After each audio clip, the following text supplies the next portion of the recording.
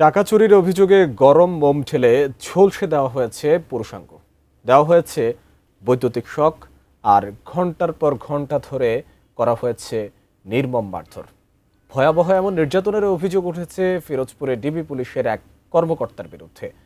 যদিও সেই টাকা পরে উদ্ধার হয়েছে অন্য ব্যক্তির কাছ থেকে।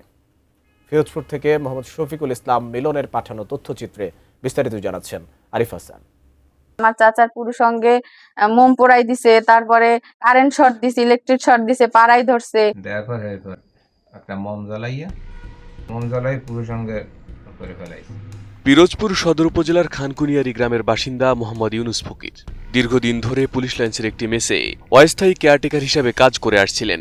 অভিযোগ অনুযায়ী গত 13 এপ্রিল দুপুরে পিরোজপুর ডিবি পুলিশের ভারপ্রাপ্ত কর্মকর্তা আরিফুল ইসলামের কক্ষ থেকে 1,80,000 টাকা চুরির অভিযোগ এনে ইউনুসকে আটক করা হয়।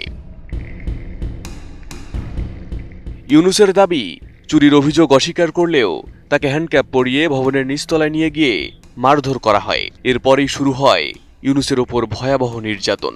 অভিযোগ রয়েছে, গরম মোম ঢেলে ঝলসে দেওয়া হয়েছে ইউনুসের পুরুষাঙ্গ, দেওয়া হয়েছে বৈদ্যুতিক শক, আর ঘন্টার পর ঘন্টা ধরে করা হয়েছে নির্মম মারধর।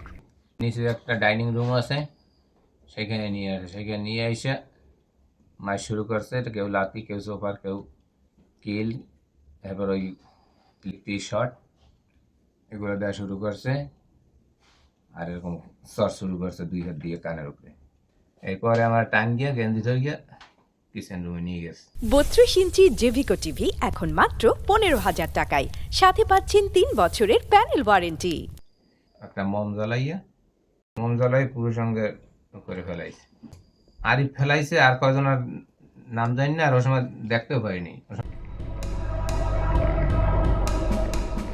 নির্যাতনের পর ইউনুসকে খুলনার একটি বেসরকারি হাসপাতালে চিকিৎসা দেওয়া হয়। তার উপর এমন ভয়াবহ নির্যাতনের সত্যতাও পেয়েছেন চিকিৎসক। রোগীটা এক্সামিন করে আমি কিছু আঘাতের চিহ্ন পেয়েছি পায়ে এবং শরীরের বিভিন্ন জায়গায়। আর তার যে জেনিটালিয়া মানে জননাঙ্গ যেখানে, সেখানে কিছু পোড়া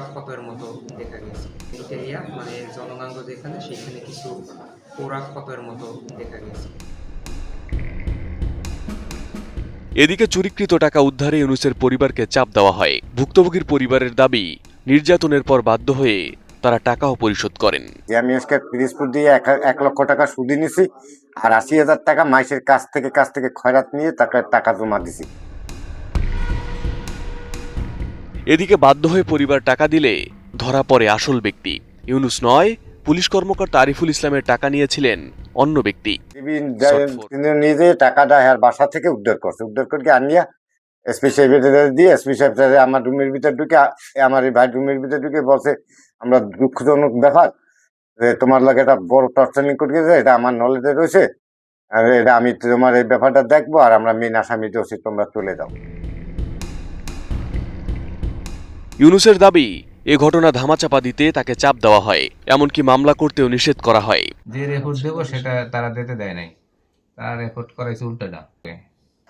অলোকে দেখাইছে হে জায়গা, এটার কথা বলছি, হ্যাঁ লোকের জন্য কেউ বলা লাগবে না, ওটা পানি দিয়ে ধুইলে ঠিক হয়ে যাবে। আনি এরপরে এই যে কি হয়েছে, ওই একটু ছেঁচা লাগছে, ওই গেছে।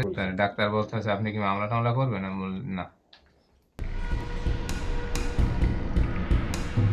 এদিকে এ ঘটনাকে দুর্ঘটনা বলে বর্ণনা করেন অভিযুক্ত ডিবি কর্মকর্তা আরিফুল ইসলাম। তার দাবি, ইউনুসের ওপর এমন নির্যাতন করেছেন রিপন নামে কোনো একজন সোর্স, এবং এই ঘটনায় নিজেরা মিটিয়ে নেওয়ার দাবিও করেন তিনি। তার তো অ্যাক্সিডেন্ট হয়েছে, কিন্তু এই জিনিস করার মতো লোক আমি না। আপনি যে কাজটা করছে আমাদের ওইখানে একটা সোর্স ছিল রিপন, ও রান্নাঘরে নিয়ে গেছে, রান্নাঘরে নিয়ে এই কাজটা করছে। কিন্তু তখন আমি এই পাশে বসাছি, যে ইয়ার যে রুমটা, অফিসার মেসেজের নিচে বড় রুমটা, এখানে ফ্যানের নিচে বসাছি। তো আইনি প্রক্রিয়ার মাধ্যমে যাওয়া যায়। নিজের লোক, আমি আপনার বলি, নিজের লোক রে, তো ও তো আমাদের লোক। তখন এই দুপুর বেলা এই কাজটা, এই ঘটনাটা ঘটছে দুপুরে। পয়সা কথা বলবেন ভাই, এটা ইসের দরকার নাই নিউজ করার। এ বিষয়ে পিরোজপুরের পুলিশ সুপারের সঙ্গে একাধিকবার যোগাযোগের চেষ্টা করা হলেও তার কোনো বক্তব্য পাওয়া যায়নি।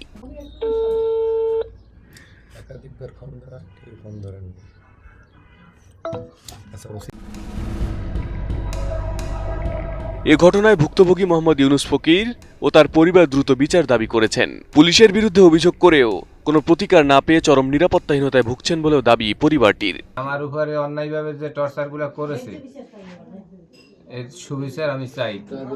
এগুলা সুষ্ঠু বিচার চাই।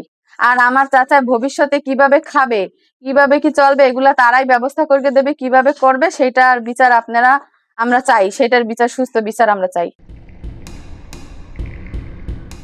Arif Hasan, ATN news.